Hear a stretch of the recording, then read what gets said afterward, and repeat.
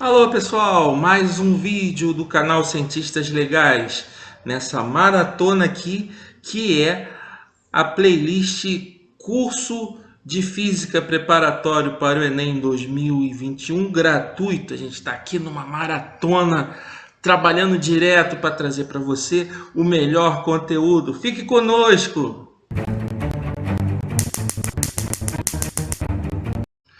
Olá, eu sou o professor Anderson Lupo Nunes e este é o canal Cientistas Legais. Seja muito bem-vindo. Você que está chegando aqui de paraquedas, chegou agora. Esse é um canal Cientistas Legais com vídeos diversos sobre diversos assuntos, como o que eu vou mostrar para vocês agora, ó. Recomendo para você esses dois vídeos. Primeiro vídeo sobre física quântica, muito bom. Nele, desvendamos os mistérios da física quântica. E depois esse aqui mostrando um experimento super interessante de construção de uma pilha usando limões. Muito legal, assiste aí. É muito legal esse experimento da pilha feita com limão e também com refrigerante. Mas o objetivo desta playlist, curso de física preparatório para o Enem, gratuito, é preparar você para o Enem, resolvendo questões de Enem e explicando a teoria envolvida nessas questões. Então, vamos lá, vamos ver um pouco mais de teoria agora sobre o momento da força ou torque. Vamos lá. O torque ou momento da força é uma grandeza física que trata da força aplicada a uma certa distância de um eixo de rotação, pode ser o centro de massa ou um ponto fixo do corpo. Então a gente está falando aqui, note bem, está falando de um corpo extenso, não de uma partícula. Esse corpo tem um tamanho, tem dimensões e uma parte desse corpo está fixa e haverá uma rotação em torno desse ponto. Eu vou ter um eixo passando por esse ponto, que pode ser o centro de massa, pode ser um ponto fixo, tá bom? Então vai haver uma rotação, pode haver uma rotação em torno desse eixo, proporcionada por forças aplicadas fora da direção do eixo. Então você tem como um exemplo cotidiano disso daí uma porta. Você tem a rotação da porta em torno do eixo formado pelas dobradiças, perfeito? Então é isso daí, você tem o torque ou momento da força que, considerando que a força está sendo aplicada numa direção perpendicular, o que acontece? Nós temos que o momento da força ou torque é a distância ou braço da alavanca, a distância entre o ponto fixo e o ponto de aplicação da força, vezes o módulo da força. Considera-se que essa força, como eu disse, é perpendicular ao vetor que sai do ponto fixo até o ponto onde a força é aplicada. Uma força aplicada numa direção perpendicular, você tem aí um torque.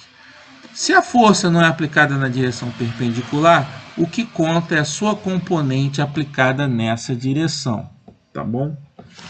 É isso aí. Então, simplesmente o produto da distância pela força. Então, a dimensão de torque, o momento da força, é Newton vezes metro. Legal, gostaram? Mas antes de resolver as questões de torque ou momento da força, eu vou resolver uma questãozinha aqui sobre polias, que é muito importante. Essa questão caiu na prova azul de 2016, questão número 82. Vamos lá, eu vou ler o enunciado para vocês. Questão 82, prova azul de 2016. Uma invenção que significou um grande avanço tecnológico na antiguidade. A polia composta ou associação de polias é atribuída a Arquimedes, 287 a.C. até 212 a.C. O aparato consiste em associar uma série de polias móveis a uma polia fixa. A figura exemplifica um arranjo possível para esse aparato. É relatado que Arquimedes teria demonstrado para o rei Hierão um outro arranjo desse aparato. Veja bem, um outro arranjo desse aparato. Movendo sozinho sobre a areia da praia, Um navio repleto de passageiros e cargas, algo que seria impossível sem a participação de muitos homens. Suponha que a massa do navio era de 3.000 quilogramas, que o coeficiente de atrito estático entre o navio e a areia era de 0,8 e que Arquimedes tenha puxado o navio com uma força F paralela à direção do movimento e de módulo igual a 400 newtons. Considere os fios e as polias ideais, a aceleração da gravidade igual a 10 metros por segundo ao quadrado e que a superfície da praia é perfeitamente horizontal. O número mínimo de polias usadas nessa situação por Arquimedes foi: opção A, 3, opção B, 6, opção C, 7, opção D, 8, opção E, 10. Então, este daí é o desenho que aparece no enunciado da questão, tá? Eu coloquei aqui no quadro que eu quero mostrar umas coisas para vocês. Vamos lá. A força é aplicada aqui na ponta dessa corda. Essa polia aqui é uma polia fixa, ela está presa aqui na parede, tá? É uma polia fixa, tá? Isso aqui não é uma corda, é uma haste, fazer assim para diferenciar, que prende essa polia à parede. Então tem uma polia fixa. Essas outras duas polias aqui são polias móveis. Então o que acontece? Eu aplico a força aqui na extremidade. Essa corda vem por aqui, ó, começa aqui, passa por essa polia, passa pela polia móvel e vai para a parede, prendeu ali na parede. Pelo princípio da tração, como nós vimos, a tração é igual à força aplicada aqui na extremidade, ou seja, a tração vai se propagando ao longo da corda, é a mesma tração, mesmo módulo, tá? A tração vai estar puxando aqui, o mesmo módulo, tá? E a tração vai estar puxando aqui, o mesmo módulo. E aqui vamos ter uma força que eu vou chamar de T', puxando para o outro lado. Vamos ter aqui um T'. Note que aqui é outra corda, então vai ter uma outra tração, não é a mesma tração. Então, na segunda corda, que começa aqui e vai ficar presa ali na parede, tem uma outra polia móvel. E aí você vai ter aqui a força de tração T' puxando a polia móvel, também aqui T' puxando a polia móvel. E aqui nós vamos ter uma força, que é outra corda diferente, que eu vou chamar de T duas linhas. Aplicando a segunda lei de Newton, primeiro para essa primeira polia móvel aqui, nós vamos ter que T' menos T igual a zero. Então, T' igual a 2T. Aplicando a segunda lei de Newton para T2', nós vamos ter T2' menos T'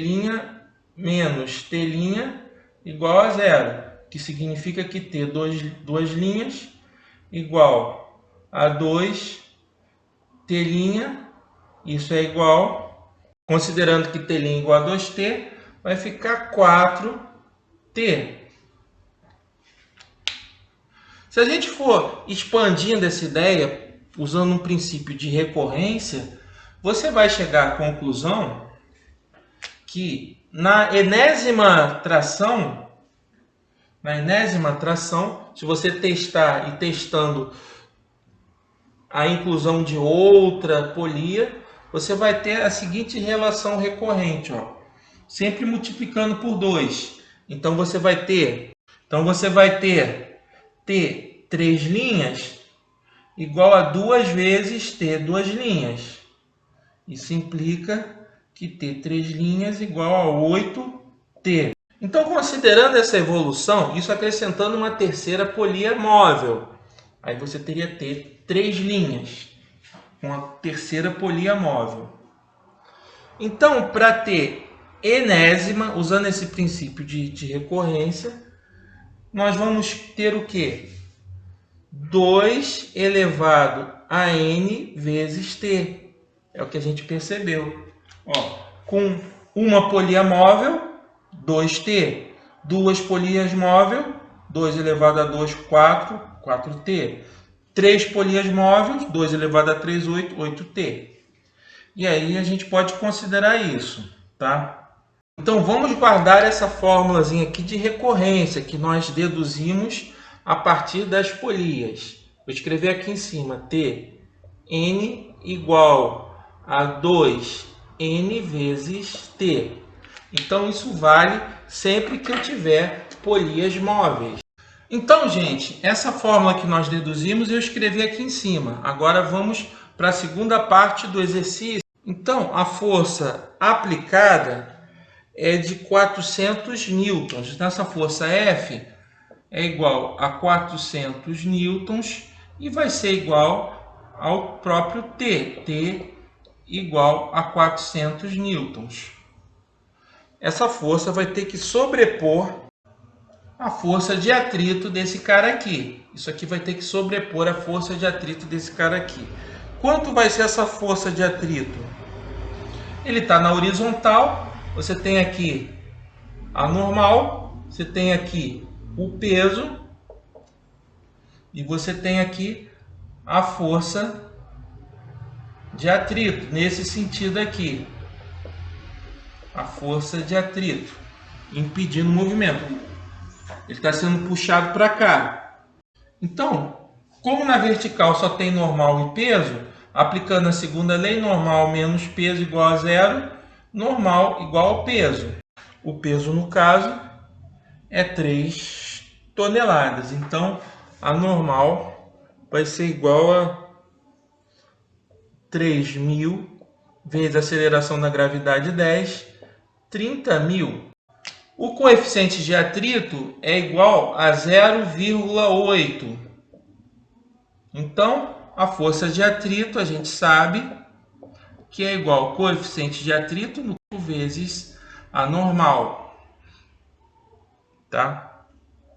Então, nós vamos ter o seguinte. Força de atrito igual a 0,8 vezes 30.000. Igual a quanto? 24.000. Então, eu dividindo 24.000 por 400, nós vamos ter força F, a força aplicada, 400 newtons. 24.000 dividido por 400, corta aqui esses dois zeros, 240, dividido por 4 dá 60. Para vencer essa força de atrito, nós precisamos de multiplicar a força F por mais de 60, porque 60 é o mínimo necessário, 60 ou mais. Então, pegando essa relação de recorrência aqui, então recapitulando, 2 elevado a 1 dá 2, 2 elevado a 2 dá 4, 2 elevado a 3 dá 8, 2 elevado a 4, 16, 2 elevado a 5, 32. Não é suficiente. Agora, 2 elevado a 6, 64. Então, n tem que ser igual a 6. n igual a 6. E nós temos uma multiplicação da força de 400 newtons 64 vezes. Assim, temos que incluir 6 polias móveis, uma fixa e mais 6 polias móveis. A opção que corresponde a essa resposta é a opção B. Aqui, opção B. A resposta, opção B. Vamos resolver então uma questão sobre torque, a questão 82, prova azul de 2015. Vou ler para vocês o enunciado. Questão 82, prova azul de 2015. Em um experimento, um professor levou para a sala de aula um saco de arroz, um pedaço de madeira triangular e uma barra de ferro cilíndrica e homogênea. Ele propôs que fizessem a medição da massa da barra utilizando esses objetos. Para isso, os alunos fizeram marcações na barra, dividindo-a em 8 partes iguais. Em seguida, apoiaram-na sobre a base triangular, com o saco de arroz pendurado em uma das extremidades, até atingir a situação de equilíbrio. Nessa situação, qual foi a massa da barra obtida pelos alunos? Opção A, 3 kg. Opção B, 3,75 kg, opção C, 5 kg, opção D, 6 kg, opção E, 15 kg. Então vamos lá para a questão 82, prova azul 2015. Nós temos aqui uma barra dividida em vários segmentos. Quantos segmentos ela está dividida? Em 8 segmentos iguais. 8 segmentos iguais. O ponto de apoio está aqui entre o terceiro e o quarto, nesse ponto aqui. Professor, qual o peso dessa barra? Qual a massa da barra? Não diz a massa da barra. É o que você precisa obter, descobrir a massa da barra. Para isso, nós temos uma situação de equilíbrio. Aqui na extremidade, vamos supor que aqui seja uma mesa, né? Aqui na extremidade tem um peso pendurado, 5 kg de arroz, diz lá no enunciado. Então tem 5 kg. Mzinho igual a 5 kg. Aqui ele tem um peso mg e a tração que vai puxar aqui a barra também vai ser mg, que vai ter uma força igual a m vezes g, puxando a barra aqui dessa extremidade. Vamos dizer que cada pedacinho aqui vale Lzinho. Então aqui tem uma distância L, L, L, porque ela está dividida em pedaços iguais, ele falou isso. Então nós temos o torque desse lado aqui, o torque 1, que está no sentido que vai fazer ela girar, tende a fazer ela girar no sentido anti-horário, vou botar um valor negativo, torque negativo, que vai ser mg vezes 3L. Tá? O torque 2 é o do próprio peso da barra. O peso está aqui aplicado no centro de massa, bem no meio aqui, ó, o peso da barra.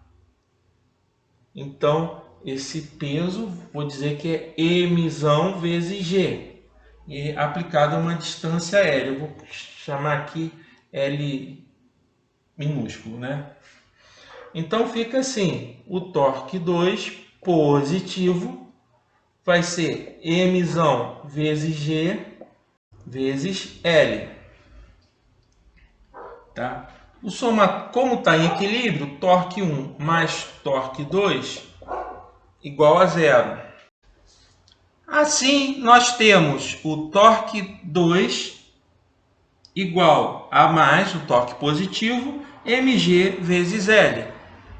O somatório dos torques igual a zero porque o sistema está em equilíbrio. Tá bom? Então, nós vamos ter torque 1 menos mg vezes 3 vezes L mais mgl, ou seja, igual a zero. Vocês reparem que vai cancelar aqui o G e o L, tá? Vai cancelar. Rearrumando aqui, nós temos que M, que é o que nós devemos obter, igual a 3 vezes Mzinho. Como Mzinho igual a 5, 3 vezes 5. Assim, Mzão igual a 15 kg. Resposta é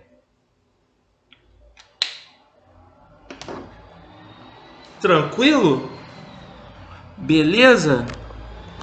Então, gostaram da resolução? No próximo vídeo nós continuamos nesse assunto e resolvendo assuntos gerais envolvendo leis de Newton. Valeu, um abraço a todos. Tá aparecendo aqui os vídeos, ó. Assiste um desses vídeos para dar sequência às aulas.